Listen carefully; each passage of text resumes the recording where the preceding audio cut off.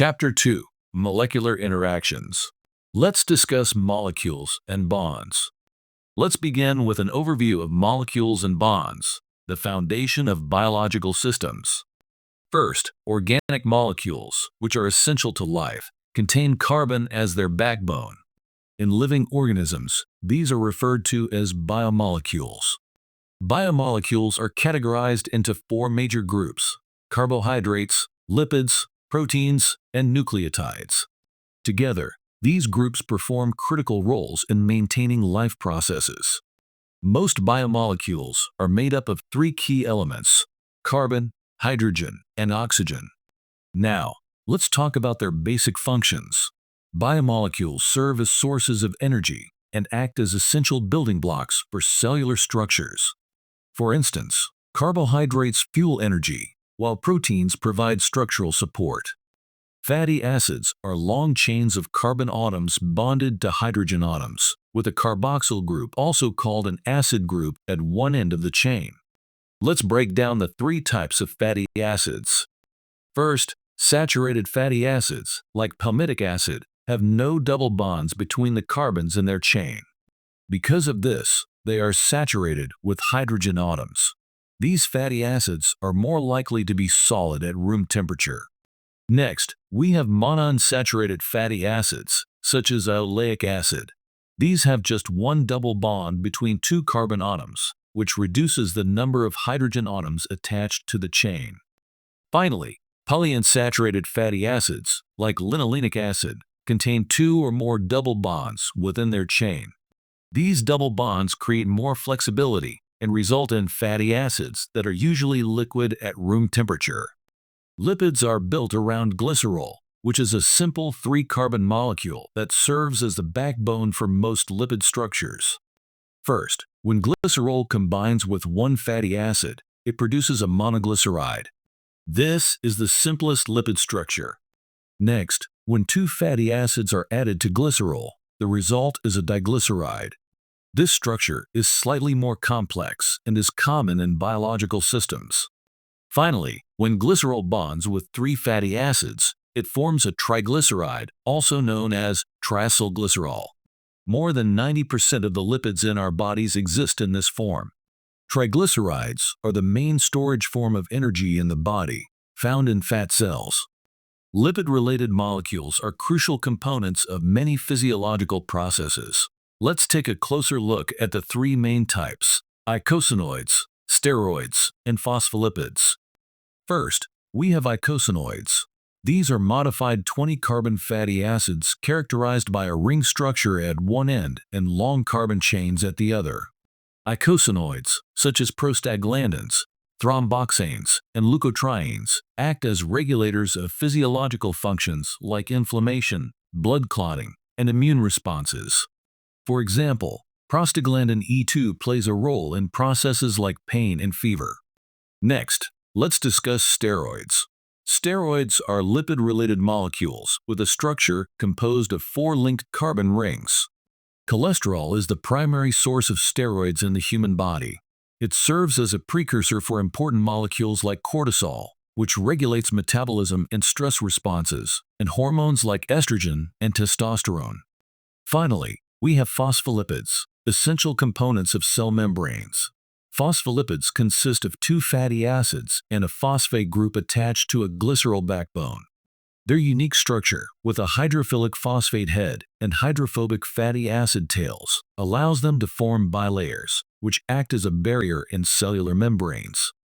Together, these lipid-related molecules play vital roles in maintaining cellular function, signaling, and structural integrity. Let's explore monosaccharides, the simplest form of carbohydrates and the building blocks of more complex sugars. Monosaccharides can be categorized based on the number of carbon atoms they contain. They are either 5-carbon sugars, known as pentoses, or 6-carbon sugars, called hexoses. Let's begin with pentoses. Ribose is a 5-carbon sugar that forms the sugar phosphate backbone of RNA, a molecule essential for protein synthesis. Similarly, deoxyribose, another 5-carbon sugar, is critical for the structure of DNA. The key difference here is the absence of one oxygen atom in deoxyribose compared to ribose. Now, let's move to hexoses, or 6-carbon sugars. Fructose, often found in fruits, is a simple sugar commonly used as an energy source. Glucose, also known as dextrose, is the primary energy source for cells and plays a central role in metabolism. Lastly, galactose, which is structurally similar to glucose, is notable for its role in forming lactose, the sugar found in milk. The difference between glucose and galactose lies in the spatial arrangement of their hydroxyl groups. Now let's delve into 6-carbon sugars, also known as hexoses, and their role in forming disaccharides. First, the 6-carbon sugars. Fructose is a naturally occurring sugar, often found in fruits and honey, and is known for its sweetness. Glucose, or dextrose, is the central molecule in carbohydrate metabolism and the primary energy source for cells. Lastly, galactose is a key component in forming lactose, the sugar found in milk. While structurally similar to glucose, the spatial arrangement of their hydroxyl groups differentiates them. Now, let's move on to disaccharides, which are formed when two monosaccharides combine. Sucrose, commonly known as table sugar, is made of glucose and fructose. It's widely used in diets and provides quick energy.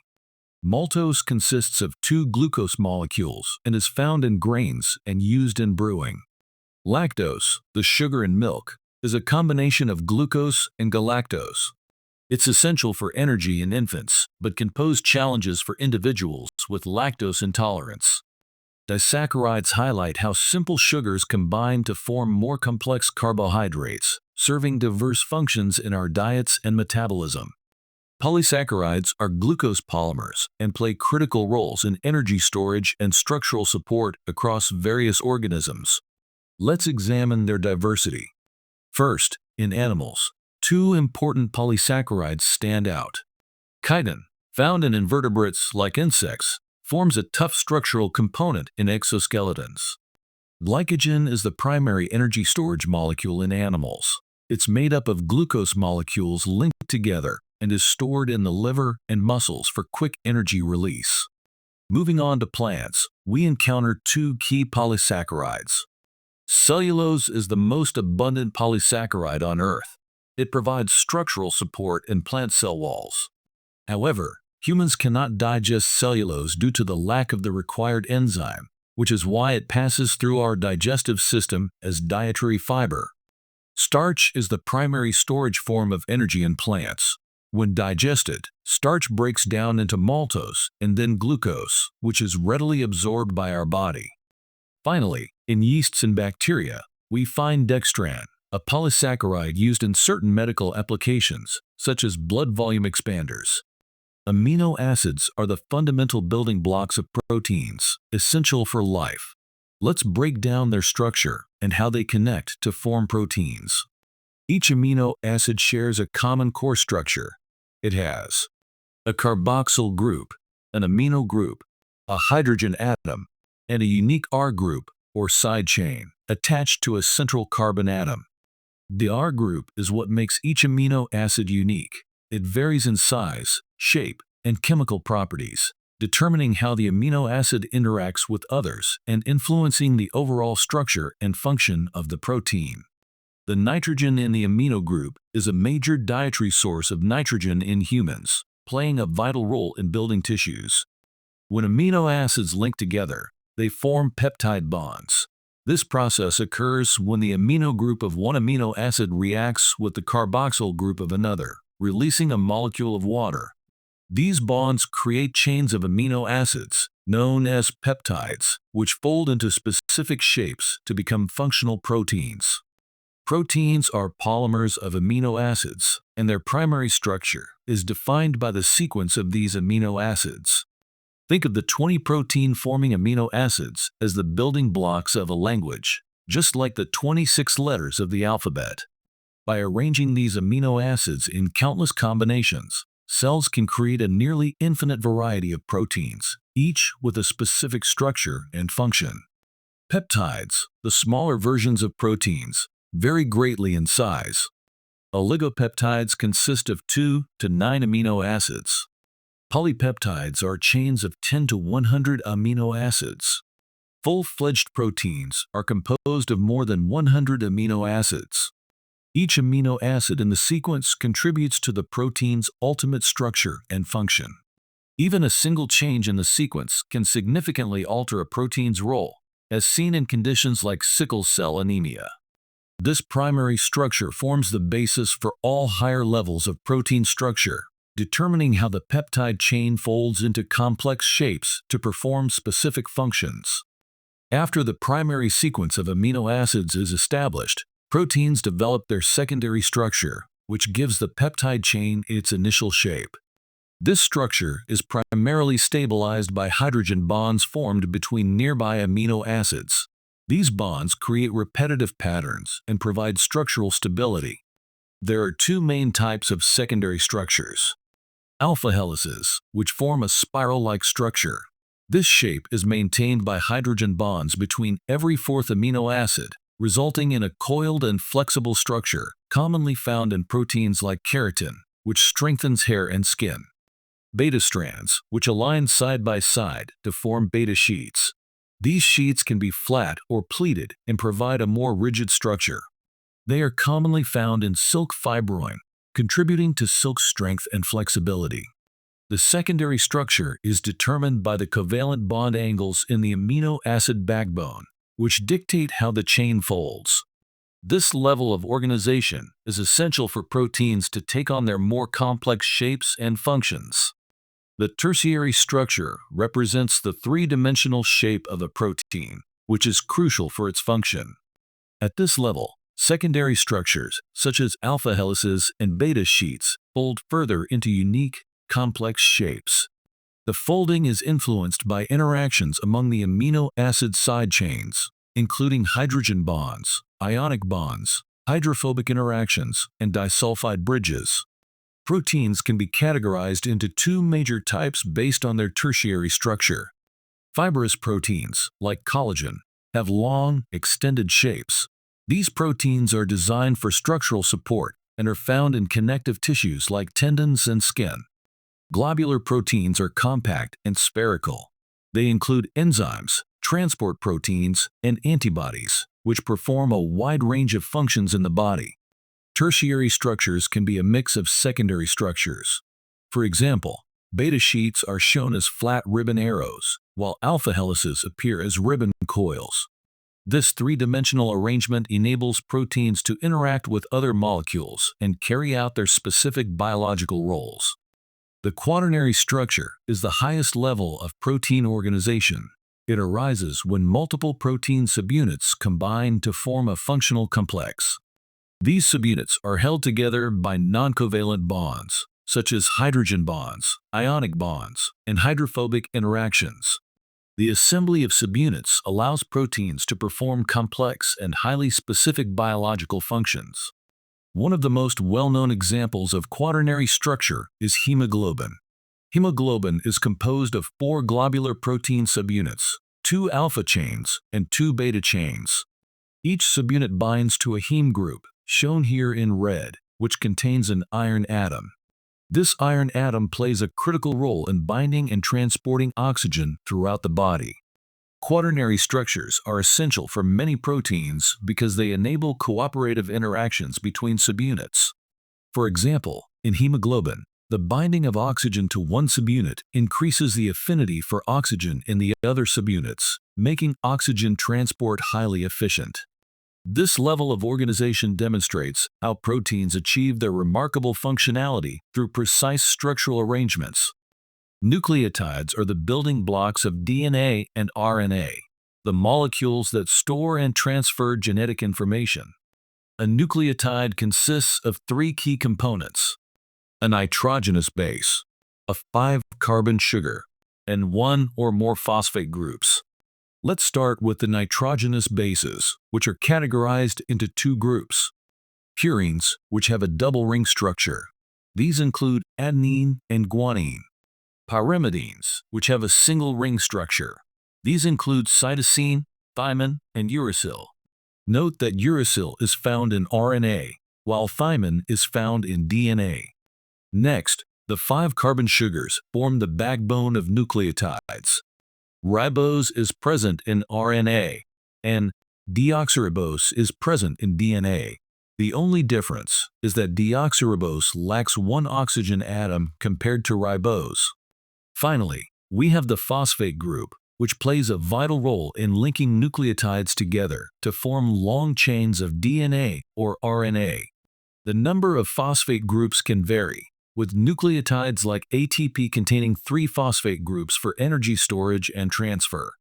Together, these components enable nucleotides to store genetic information, transfer energy, and facilitate critical cellular functions. Single nucleotide molecules play essential roles in the human body, performing 2 critical functions: capturing and transferring energy in high-energy electrons or phosphate bonds, facilitating cell-to-cell communication. Let's examine the key single nucleotide molecules. First, ATP, or adenosine triphosphate, consists of adenine, ribose, and 3 phosphate groups. It is the primary energy currency of the cell, providing energy for processes like muscle contraction and protein synthesis. Next, ADP, or adenosine diphosphate, is similar to ATP but contains only 2 phosphate groups. It is converted back into ATP through cellular respiration, forming part of the energy cycle. NAD and FAD are involved in energy capture and transfer through redox reactions. NAD, or nicotinamide adenine dinucleotide, includes nicotinamide as its additional component and is crucial for cellular respiration and energy production. FAD, or flavin adenine dinucleotide, contains riboflavin and plays a similar role in metabolic pathways like the citric acid cycle. Finally, CAMP, or cyclic adenosine monophosphate, is a single nucleotide with 1 phosphate group. It serves as a second messenger in signal transduction, allowing cells to communicate and respond to external stimuli, such as hormones. Each of these single nucleotide molecules is indispensable for maintaining cellular energy balance and communication. Nucleic acids, such as DNA and RNA, are vital molecules that store and transmit genetic information. Let's explore their structures in detail. A nucleic acid strand consists of a sugar-phosphate backbone, where the sugar and phosphate groups alternate to form a strong structural framework. The nitrogenous bases, adenine, thymine, guanine, cytosine, and uracil, extend from the backbone and are responsible for encoding genetic information.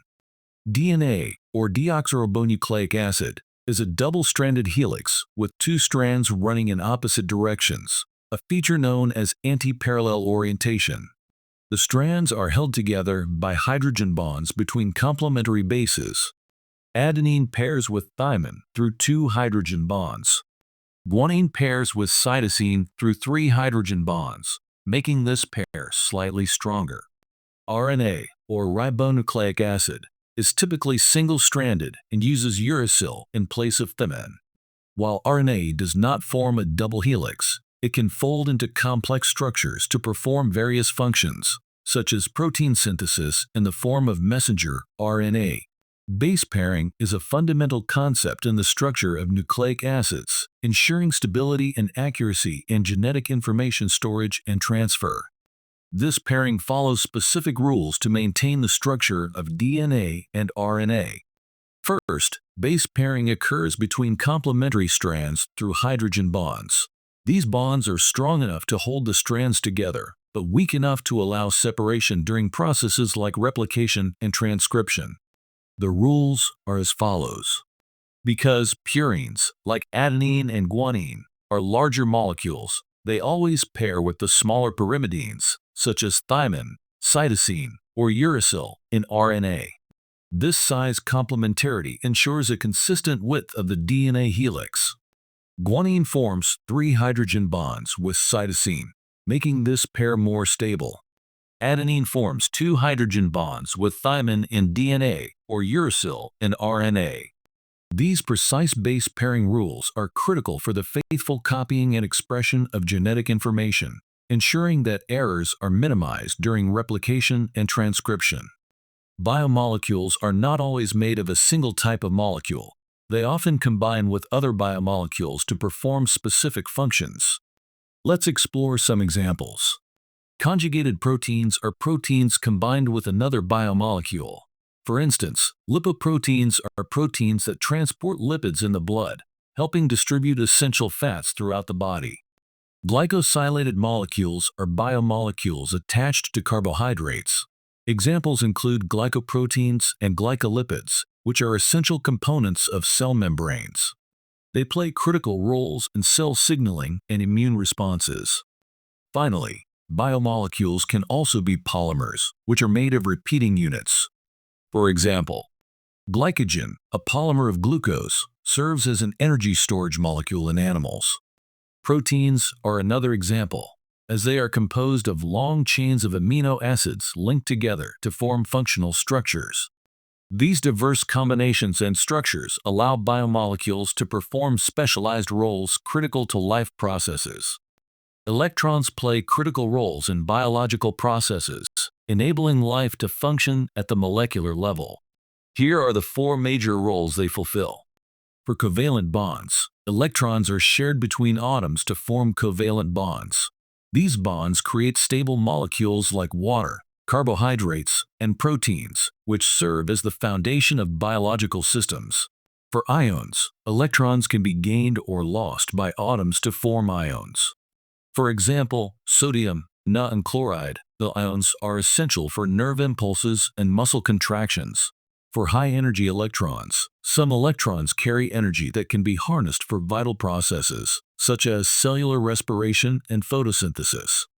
High-energy electrons in molecules like NADH and PHOD help produce ATP, the energy currency of cells. Free radicals are unstable molecules with unpaired electrons. While they can cause cellular damage if uncontrolled, they also play beneficial roles, such as destroying pathogens in the immune system. By understanding these roles, we can appreciate how electrons drive essential functions like energy production, signaling, and defense in living organisms. Ions play vital roles in the body, participating in processes such as nerve signaling, muscle contraction, and maintaining fluid balance. Let's explore some of the most important cations and anions. First, cations, which are positively charged ions. Sodium is essential for nerve impulses, fluid balance, and muscle function. Potassium helps regulate heartbeats and is critical for nerve and muscle activity. Calcium supports strong bones and teeth, as well as blood clotting and muscle contractions. Hydrogen plays a role in pH regulation, ensuring the body maintains a stable environment. Magnesium is important for enzyme function and energy production. Next, anions, which are negatively charged ions. Chloride helps maintain fluid balance and is a key component of stomach acid. Bicarbonate acts as a buffer to maintain the body's pH levels. Phosphate is critical for energy transfer in cells, particularly in the form of ATP. Sulfate is involved in detoxification and structural proteins. These ions work together to maintain homeostasis and support the complex functions of the human body. Atoms are the fundamental units of matter, and their structure determines how they combine to form molecules. Let's break it down. First, the nucleus of an atom contains protons and neutrons. Protons have a positive charge and determine the element, also known as the atomic number. For example, helium has 2 protons, giving it an atomic number of 2. Neutrons have no charge and determine the isotope of the element. Together, protons and neutrons give us the atomic mass. In helium, 2 protons and 2 neutrons add up to an atomic mass of 4. Surrounding the nucleus are electrons, which orbit in specific energy levels. Electrons are negatively charged and are responsible for chemical bonding. They can form covalent bonds by sharing electrons or create ions by gaining or losing electrons. Electrons also play a role in energy capture, storage, and transfer, and can form free radicals, which are reactive and can damage cells if uncontrolled. When 2 or more atoms share electrons, they form molecules. For example, water, Ho, is a molecule made of two hydrogen atoms and one oxygen atom, bonded together through shared electrons. Biomolecules are the molecules of life, essential for the structure and function of all living organisms. Let's explore the four major categories. Proteins are composed of long chains of amino acids linked by peptide bonds. These chains fold into specific three-dimensional shapes, enabling them to perform diverse functions, such as catalyzing reactions, providing structural support, and transporting molecules. Carbohydrates are the body's primary energy source. They range from simple sugars like glucose to complex polysaccharides like glycogen, which stores energy in animals, and starch, which stores energy in plants. Carbohydrates also play structural roles in cell walls and membranes. Lipids include fats, oils, and steroids. They serve as long-term energy storage molecules, make up cell membranes, and act as signaling molecules. For example, triglycerides are a primary energy reserve, while cholesterol is a key component of cell membranes and a precursor for hormones. Nucleotides, such as ATP, store and transfer energy within cells. When linked together, they form nucleic acids like DNA and RNA, which store genetic information and direct protein synthesis. Together, these biomolecules form the building blocks of life, working in harmony to sustain growth, energy production, and cellular communication. Covalent bonds are a fundamental force in chemistry, forming the backbone of molecules essential to life. Let's break down their key features. Covalent bonds are strong bonds, requiring significant energy to make or break. This strength ensures that biological molecules, like proteins and DNA, remain stable under normal conditions. Covalent bonds form when atoms share pairs of electrons, creating a stable connection between the bonded atoms. This sharing allows each atom to achieve a full outer electron shell. These bonds can vary in their strength and flexibility. Single bonds share one pair of electrons, offering flexibility and rotation, as seen in many organic molecules. Double bonds involve two pairs of shared electrons, adding strength and rigidity to the molecule. Triple bonds, the strongest of all, share three pairs of electrons and are found in molecules like nitrogen gas. Covalent bonds also determine whether molecules are polar or nonpolar. Polar molecules have an unequal sharing of electrons, resulting in partial positive and negative charges. Water is a classic example, where oxygen attracts electrons more strongly than hydrogen. Nonpolar molecules share electrons equally, as seen in methane or oxygen gas, resulting in no charge imbalance. These properties make covalent bonds essential in forming and maintaining the molecules that sustain life. To review, covalent bonds are a key type of bond that occurs when atoms share electrons, creating strong connections within molecules. These bonds require significant energy to form or break, making them crucial for biological stability. Let's examine the two main types of molecules formed by covalent bonds. Nonpolar molecules have an even distribution of electrons, resulting in no regions of partial charge. These molecules are typically composed of atoms with similar electronegativities, such as carbon and hydrogen. A good example is a fatty acid, where the carbon-hydrogen bonds are evenly distributed, making the molecule nonpolar. Nonpolar molecules are hydrophobic, meaning they do not dissolve easily in water. Polar molecules have an uneven distribution of electrons, leading to regions of partial positive and negative charges. The most important example is water, HO. In water, oxygen has a stronger pull on shared electrons, creating a negative pole near oxygen and positive poles near hydrogen. This polarity allows water to form hydrogen bonds, giving it unique properties like high surface tension and its ability to dissolve polar substances. Ions are charged atoms that form when atoms gain or lose electrons, resulting in either a positive or negative charge. Let's break this down. Cations are atoms that have lost electrons, giving them a positive charge. For example, sodium becomes a cation when it loses one electron, which is critical in processes like nerve signaling and muscle contractions. Anions are atoms that have gained electrons, giving them a negative charge. For instance, chloride becomes an anion when it gains an extra electron, playing a vital role in maintaining fluid balance and pH levels in the body. This balance between cations and anions is essential for biological systems, as it enables processes such as electrical signaling in neurons and the maintenance of osmotic balance across cell membranes. Noncovalent bonds play a crucial role in facilitating reversible interactions in biological systems. Let's focus on two key types. Ionic bonds form through the electrostatic attraction between ions of opposite charges. These bonds occur when atoms gain or lose electrons, resulting in charged particles known as cations and anions. For example, sodium and chloride ions attract to form sodium chloride, NaCl, a key compound in maintaining electrolyte balance in the body. Hydrogen bonds are weak bonds that require little energy to make or break, making them ideal for temporary interactions. They form when a hydrogen atom is attracted to a nearby oxygen, O, nitrogen, N, or fluorine F atom.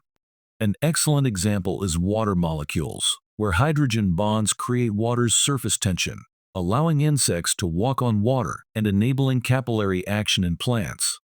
These noncovalent bonds are essential for processes like enzyme-substrate interactions, DNA base pairing, and the dynamic assembly of cellular structures.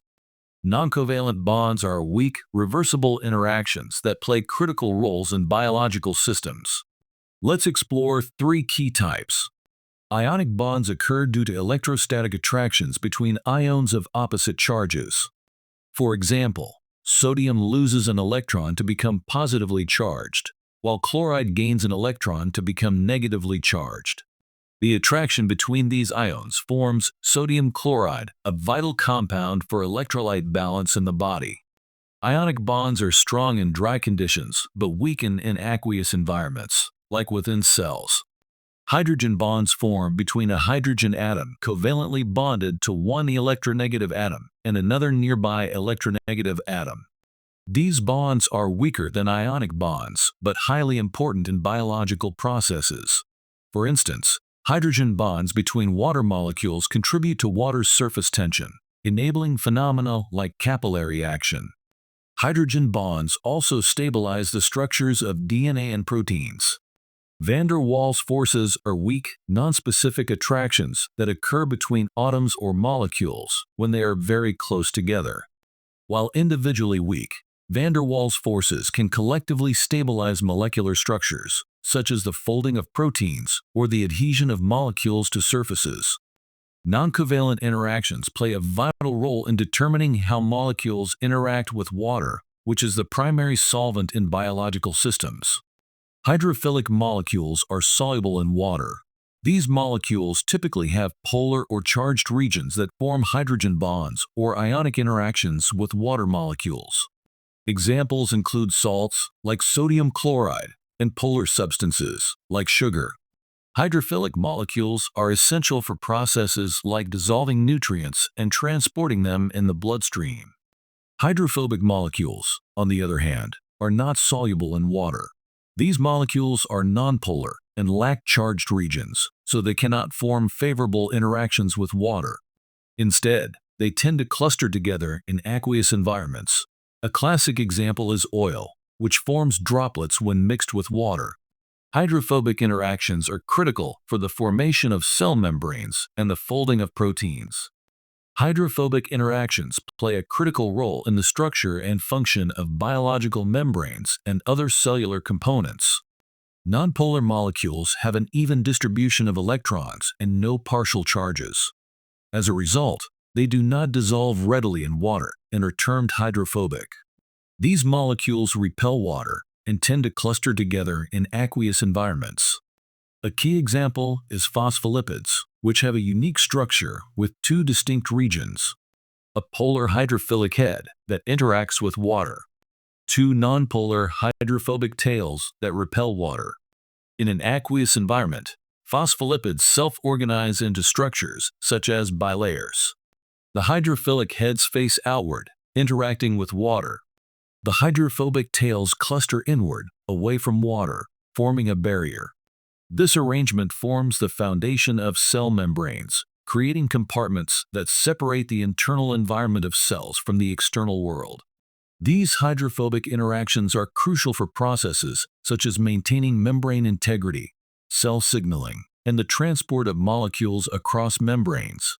Hydrogen ions in solution have a profound impact on molecular interactions, cellular processes, and overall physiological balance. Free H ions can participate in hydrogen bonding, influencing a molecule's shape or conformation. This ability to alter molecular shape is critical in processes like enzyme function, where slight changes in conformation can affect activity. pH is a measure of the concentration of free H ions in a solution. Solutions with a pH less than 7 are considered acidic and have a higher concentration of H ions.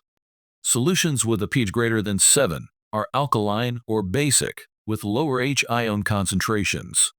Acids are molecules that release H ions when dissolved in water. For example, hydrochloric acid dissociates in water to release free H, lowering the pH. Buffers play a critical role in moderating changes in pH, ensuring that physiological processes remain stable. The bicarbonate anion is an essential buffer in the human body. It helps maintain blood pH within a narrow range around 7 to 7 by neutralizing excess acids or bases. Acids and bases play a crucial role in maintaining pH balance in biological systems, which is essential for cellular processes. Acids are molecules that contribute H ions to a solution. For example, the carboxyl group is acidic because, in solution, it tends to release a hydrogen ion, leaving behind a negatively charged carboxylate ion. Bases are molecules that decrease the concentration of H ions in a solution by either combining with free H or producing hydroxide ions. Examples include molecules that produce hydroxide ions in solution. These O ions combine with free H to form water, effectively reducing the H concentration. Ammonia acts as a base by reacting with free H ions to form ammonium ions. These interactions between acids and bases are central to maintaining physiological pH, particularly in systems like the blood, where precise pH control is required for enzyme function and metabolic reactions. pH is a measure of the concentration of hydrogen ions in a solution, reflecting whether it is acidic, neutral, or basic. The pH scale ranges from 0 to 14. Acidic solutions with pH less than 7 have a higher concentration of H ions.